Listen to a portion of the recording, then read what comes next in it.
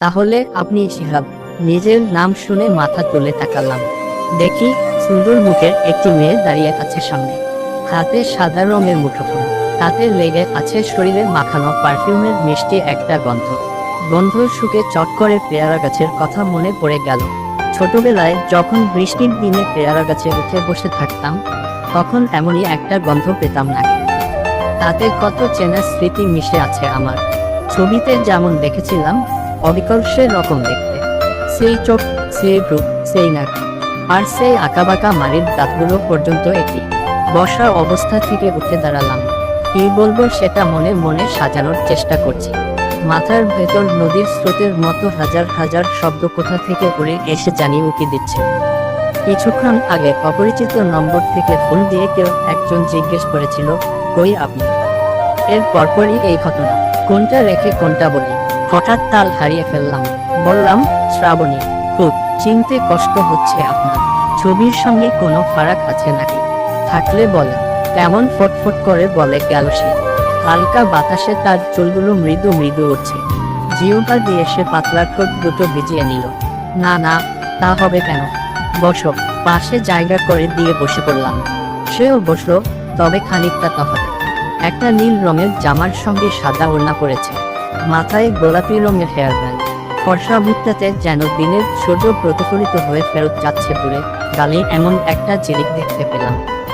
মুগ্ধ নয়নে তার পানে একবার তাকিয়ে মাটিতে মুখ করে জিজ্ঞেস করলাম, ভালো আছো? বুকে কেমন একটা দুরুদুরু ভয় কাজ করছিল, যার জন্য সহজ হতে পারছিলাম না।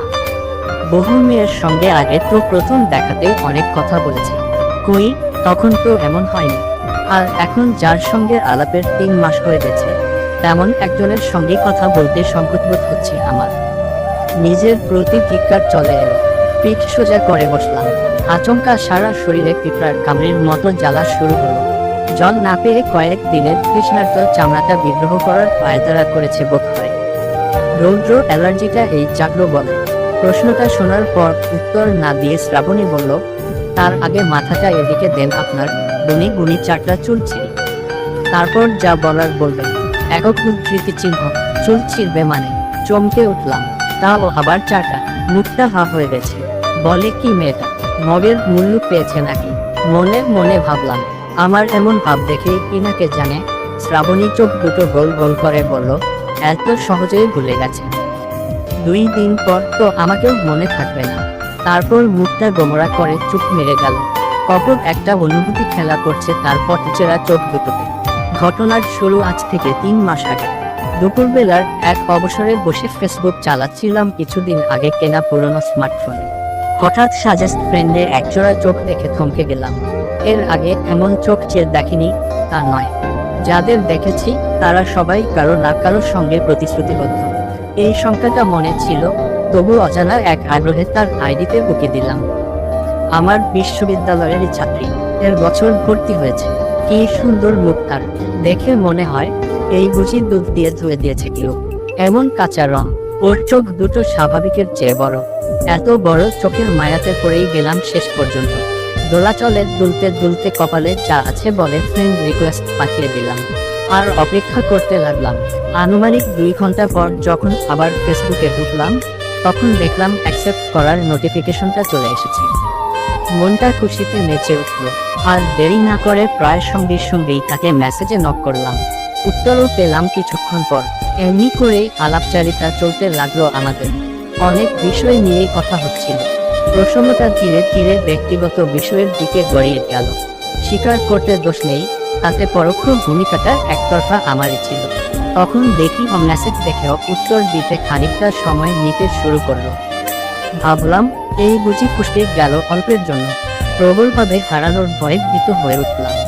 এক পর্যায়ে লজ্জার মাথা খেয়ে জানতে চাইলাম ওর বয়ফ্রেন্ডের পোস্টটা খালি আছে কিনা। সে তো হেসে বলল, এমনভাবে কেউ কখনো জিজ্ঞেস করেনি। তাই উত্তরও তার জানা নেই এবং প্রেম নিয়ে সে সিরিয়াস নয়। তবে হাবভাবে যা বুঝলাম তাতে মনের সবুজ বাতিটা না জ্বেলে পারল না। এবার তাকে বললাম, দরখাস্ত দিতে হলে হাতে লিখে দিতে হবে, না টাইপ করতে হবে। সে কোনো উত্তর করল না। সেদিনের মতো সে উধাও হয়ে গেল। কয়েক দিন কোনো খোঁজ ছিল না তার। গুম হয়ে যাওয়া বলতে যা বোঝায় একেবারে আক্ষরিক অর্থে তাই। এর মাঝে আমি তাকে যে মেসেজ করিনি তা নয়, উত্তর না পেয়েও বার্তার পর বার্তা দিয়ে গেছি এই ভেবে যে যদি কখনো সংকেত আসে, যদি একবার মুখ তুলে চায় ভাগ্যদেবতা। অবশেষে সেই দিনটির সাক্ষাৎ পেলাম, আকস্মিকভাবেই পেলাম। ঘড়ির কাঁটায় 3টা বাজবে করেও বাজছে না, এমন সময় একটা কল এলো ফোনে। শুয়েছিলাম, তাই চোখ বন্ধ করেই রিসিভ করি। তখন চিকন একটা কণ্ঠস্বর বলে উঠল, হ্যালো, শিহাব বলছেন? হ্যাঁ বলছি। গলার মধ্যে হঠাৎ নারী কণ্ঠ শোনার মতো একটা আশ্চর্য ভাব ফুটে উঠেছে। চিনতে পারছেন আমাকে? আরে আজব তো, নিজে ফোন দিয়ে আমাকেই বলে কিনা তাকে চিনতে পারছে কিনা। কান থেকে ফোনটা নামিয়ে নম্বরটা দেখে নিলাম। না, এ নম্বর আমার অপরিচিত। তবু স্বীকার করলাম না। চিন্তা করার জন্য কিছুটা সময় নিলাম। এই কয়েক দিনে কাকে কাকে নম্বর দিয়েছি মনে করার চেষ্টা করছি, তবু কিছু কিনারা করতে পারলাম না। চিনতে পারলেন না তো? জানতাম চিনবেন না, প্রবাস থেকে বলা হলো। সন্ন্যাসী কণ্ঠে সন্দেহ নিয়ে জিজ্ঞেস করলাম। আসছে কণ্ঠটা। তো আমি চিনলেন কিভাবে? বুঝতে হবে, চিন্তা করে বের করবেন। একক উদ্ধৃতি চিহ্ন। অত চিন্তা করার সময় নেই। তারপরের মিনিট 15 তুমুল আগ্রহে অনেক কথাই সে বলল। তার পরিবারের কথা, পছন্দের গানের কথা, ভালো লাগা রঙের গল্প, আরো কত কি। কথাগুলো শুনতে বেশ লাগছিল, তাই শুধু শ্রোতার ভূমিকা পালন করে গেছি আমি। শেষে বলল, আমার এক আত্মীয় ফোন দিয়েছে, আপনাকে রাতে ফোন দেব কেমন? বলি আকস্মিকভাবে ফোনটা রেখে দিন। খুব ভালো লাগছিল তখন, মনে হলো যেন কত অমূল্য কিছু পেয়ে গেছি আমি। সত্যিই আমি পেয়েছিলাম। সেদিন থেকে টানা 3 মাস আমাদের কথা চলছিল। মান অভিমানও কম হয়নি, আবার মিটেও গেছে। এর মধ্যে হৃদয়ের কত আবেগ দেওয়া নেওয়া হয়ে গেছে একটু একটু করে। ধীরে ধীরে আরো গাঢ় হয়েছে আমাদের প্রেম। একদিন কথা না বললে কেমন ফাঁকা ফাঁকা লাগতো বুকটা। আজ সে আমার সামনে দাঁড়িয়ে, বিশ্বাসই হতে চায় না সেটা। চুল ছিঁড়বে ঠিক আছে, তবে 4টায় কেন? তার কম বা বেশি কেন নয়? অবাক হয়ে জিজ্ঞেস করি। সে মুখ তুলে তাকায়। তার দৃষ্টিতে কেমন একটা কালো পতাকার শূন্যতা নিয়ে মিছিলে নামল। বলল, কারণ আছে, শুনবেনি তাহলে। তারপর বড় করে একটা দম নিল। দমের সঙ্গে সঙ্গে সাহসও নিল বুঝি কিছু।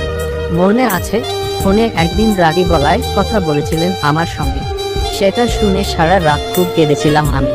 রাতের খাবারটাও খাইনি দুঃখে। কাঁদার জন্য একটা, আরেকটা খাবার না খেতে দেওয়ার জন্য। একক উদ্ধৃতি চিহ্ন। মোটে তো 2টো হলো, আর বাকি 2টো, সেটার কারণও শুনি। কৌতুক মনে করে মুটকি মুটকি হাসছে। আমার চোখ থেকে তার চোখ নামিয়ে নিল সে। মাথা নিচু করে আছে। কি হলো বলবেন না? আমি তাগাদা দিলাম। হঠাৎ দেখি তার চোখ থেকে অশ্রু গড়িয়ে পড়ছে।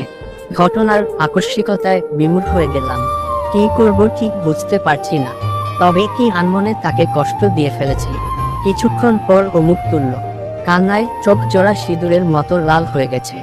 সত্য বলবে বলে হয়তো চোখে চোখ রাখে শ্রাবণী। তারপর নাক টেনে শক্ত গলায় বলল, আমি শ্রাবণী নই, ওর যমজ বোন। আমার নাম লাবণী। আমাদের সব কিছু এক, কেবল কপালের কাছের এই দাগটা ছাড়া। ঘোরের মধ্যে সে আঙুল দিয়ে তার কপালের দাগ দেখালো। কলেজে পড়ার সময় বাথরুমে পড়ে এটা হয়েছে আমার।